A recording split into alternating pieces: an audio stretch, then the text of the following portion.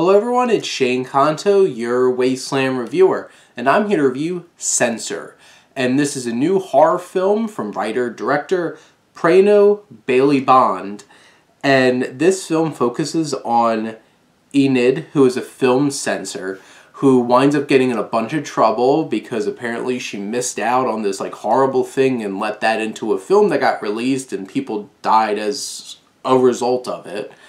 And she's also haunted by the fact that her sister is missing and her parents want to pronounce her sister dead. And this really sets her off, this emotional shift in her life, to spiral and be lost inside the world of these weird, crazy horror films that she's meant to censor and sit and watch and pick out the things that are wrong with it. But soon she becomes obsessed. And this film really focuses on that obsession, and it's really compelling in that way. In general, this film's very compelling.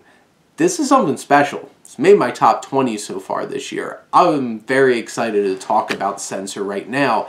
And you have this film, it's striking, and you have the smaller boxed ratio for when you're watching the films that she's watching. The music by Emily Lavignace-Farrock. And this music is atmospheric. It has these tones to it. It feels very John Carpenter-y and just sets the mood, especially for these campy older horror films that she's sitting and watching and editing here in the course of this film.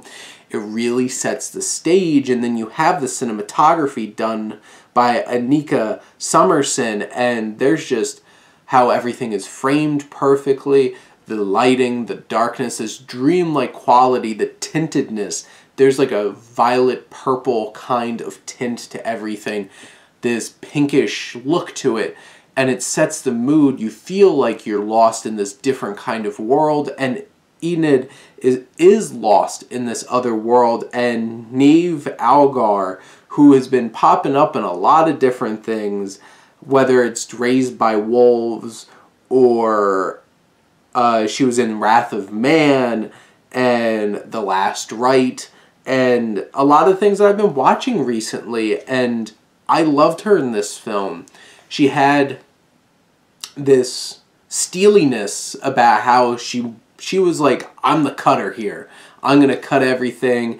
And she has a strong personality, and then you start seeing the vulnerability crack through and her slowly descending into this madness, this loss of reality.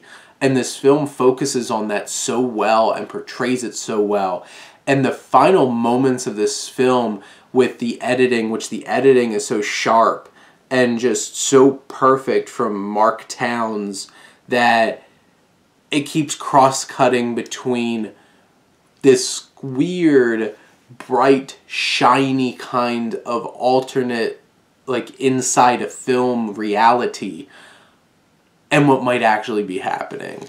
And you start questioning what's real and what's fantasy and what's actually going on here in the third act of this film. Things start to mount up, and Algar really carries this film so much. You have Michael Smiley, who's this really scummy, slimy, charismatic, and just gross movie producer that she comes across, who they come at odds because they really are on the opposite ends of this divide here artistically. And this just has such a fun, old school kind of horror feel about it, and everything from a technical standpoint is just working so well.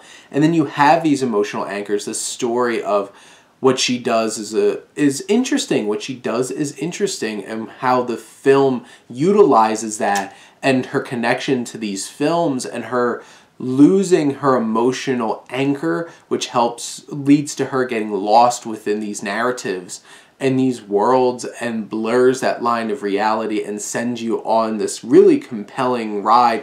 And you can tell that her character has a lot of depth and layers of pride and fear and loss and pain and all of these different things that Algar is just able to really deliver upon.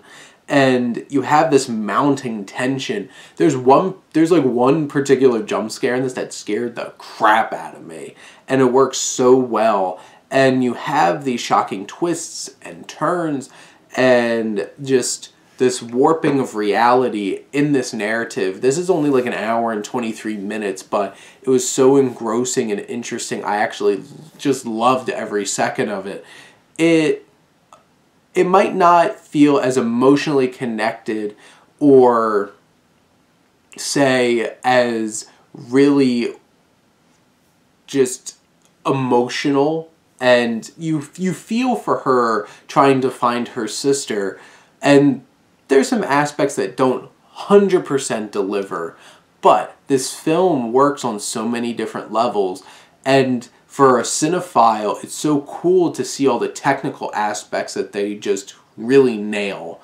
And in the end, I feel like Censor is a really special film, a really great horror film, and a great film. And it's definitely one of the best ones that I've seen all year, really standing out there. And I look forward to watching this again and owning this and adding it to my collection at some point. And in the end, I highly recommend this film for horror fans and cinephiles alike who could just dig into this strange technical masterpiece here that sends you on such a crazy ride. And hopefully you enjoy it. But those are my thoughts on Censor. Let me know what you think, and let's talk some movies. But thank you as always for tuning in and supporting your Wasteland reviewer.